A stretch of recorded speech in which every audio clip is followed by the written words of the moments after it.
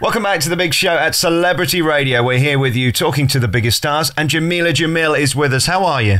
I'm good, how are you? Oh, I'm delicious, and it's all the better for talking to you because you're gorgeous and you're talented. You're a star of the big screen, the small screen.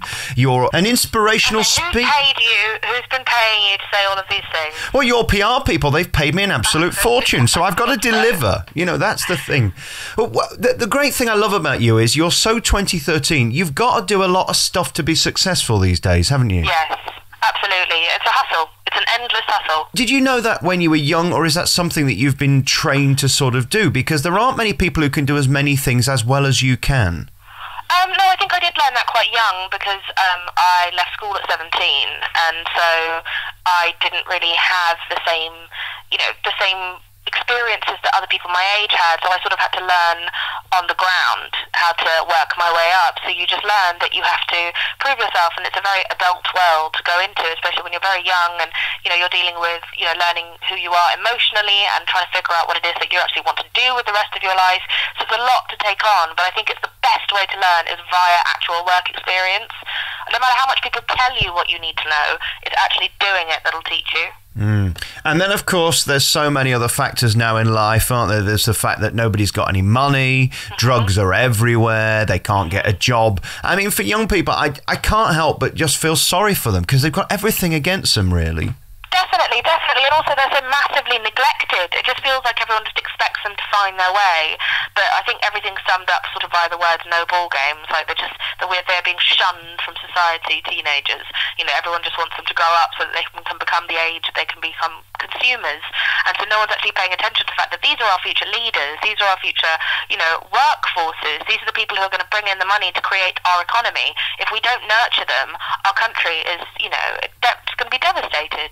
And then there's a bigger issue, like BBC Radio 1, who you work for. Why does their music make my nose bleed? I'm too old, aren't I? That's the thing. I wouldn't say you're too old. I'm sure you'd like some songs on Radio 1, but the thing is that we cover every single spectrum of music. We cover, we cover every single genre because we're trying to please everyone. Well, you know what? The thing is that you've got Magic, and you've got Smooth, and you've got Radio 2, and Radio 4, and Radio 6, and Hot, and all of these other, and Absolute. And there are lots of stations that cater towards people who aren't between the ages of like 11 and 24 or whatever, or 39. So the fact is, I think it's amazing to have a station that really concentrates on nurturing the youth about culture. I think that's nothing to shy away from because there are a multitude of stations targeted predominantly at older people. Yeah, and of course the one that's aimed at me is the Betty Ford Clinic in-house radio. Very, very... Very good, though. Hey, listen, I tell you where I got to know you was on that T4 programme, and you were so good at it. Thank you. How do you master that art of not looking like you're in a studio and there's a million people looking at you and there's 50 people in the studio and producers screaming in your ear? You always look so calm and collected. That's sort of the swan theory, isn't it? That you've got to sort of look calmer than you really are. Oh, definitely. It's constant. Well, the weirdest thing about television is the fact that you're pretending to be yourself, but you're actually this incredibly heightened version of yourself. You're very amped up, you're louder, you're more animated, and at the same time you're being distracted left, right and centre, just having to kind of pretend that you've maintained your focus. Radio is even worse because you're there manning a desk that sort of resembles the Starship bloody Enterprise and at the same time trying to keep composed and say nice things about Pitbull. Yes. When you don't always want to. So the point is that it's the sort of skill that you learn, and I think the best advice I was ever given was at my first audition, where someone told me just to look down the barrel and said, just pretend that the microphone or that the television, that the camera is your friend. Talk to it as though you were talking to a friend, telling a friend what you're going to be doing today. Yeah, that's great advice, and advice that you should give to other people, because and I do, the more I sort of watch TV, the harder it seems to become. It isn't as easy as it looks, is it? I know what you mean. It's always going to be an interesting world, the media world, and it always, kind of like ebbs and flows.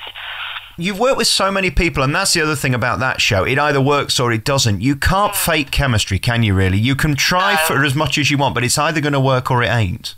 Absolutely, absolutely, and frequently it doesn't. But the good thing about auditions is that they will sort of like peter that out. If it's not working, it's not working. And no matter how talented someone is, or two people are, if they don't work together, they just don't work together. And there's nothing more painstaking than watching two people put into that environment. Can I talk to you about being gorgeous? Because it's something I've never had it's something I've never had the problem of worrying about. It seems to me, as a deeply unattractive person, that it's a lot of hard work. I mean, there's a lot to be done to stay as gorgeous as you are. Do you ever get exhausted by it, having to sort of constantly have to worry about the hair and the nails and the makeup and all that gubbins? No, I was a magnificently unattractive teenager, so therefore looks have never really been something that I consider to be part of what it is that I've got to offer. Jameela, you're being very passive-aggressive now. You're insulting a ginger person by trying to pretend you're as ugly as I was. I'm sure you're a very attractive ginger man. That's what I'm saying is that It's not possible, is it? It's never been something that I wanted to be acknowledged for, per se. Like, it's lovely if people think you look nice, but it's all smoke and mirrors and nonsense. You know, I've got a woman who spends an hour on my face. She could make me she could paint another face onto my face. And there's, another man who does my hair, and it's smoke, and it's mirrors, and it's nonsense. So it's just like if that was what I walked into the studio thinking that I had to offer, I would be very quickly dismissed, especially as I'm a radio presenter now. Yes, it's almost pointless, isn't it? It's entirely redundant. I'm just thinking the idea of a woman spending an hour on my face seems quite nice after all that, just saying that it was all nonsense. That sounds so wrong, yes. Yes, it slightly did. The great thing you've become now is this ambassador for young people, which is what you're on to talk about today, really. And it does seem to matter to you. Is that because through Radio 1 and T4, you've sort of seen how frustrating it can be to be young and have nowhere to go? No, I wouldn't say it's via media. I'd say it's just via work experience. I was 22 when I started in television, so I had a good 5 years of actually working my way up as a child from an underprivileged background. So the thing is that it's come from a very personal place of having actually experienced it and there having never been anything like this around when I was younger. I'm so excited that this now, is a part of our society potentially, and the fact that, as it is this year, they're going to give perhaps 50,000 opportunities in businesses across the UK to young people, and within 3 years they're hoping for that number to become 1 million. That's incredible. Yeah, it is. And they're using online to sort of promote it, which of course is the perfect way because all the kids are online, aren't they? Well, exactly. So all you have to do is go to www.barclayslifeskills.com. But remember, it's not just beneficial for the children, it's mutually beneficial for the companies, for the businesses, because they find it so hard to actually find people who are, especially entry-level candidates with basic workplace skills. You're learning about how to budget, how to finance, self-esteem, how to present yourself well in an interview, things that normally takes years of just trial and error, and they're being given that as a sort of crash course so that they're walking in completely armed for what is an incredibly intimidating situation when you are new to the working world. I saw a bit of that Hilary Devey programme the other night, and what was so sad was one kid said that he'd sent 100 letters sort of begging for work and didn't even get a reply. I mean, you can fall down at so many hurdles. You've almost got to be perfect straight away so that if you do get an opportunity, you don't screw it up.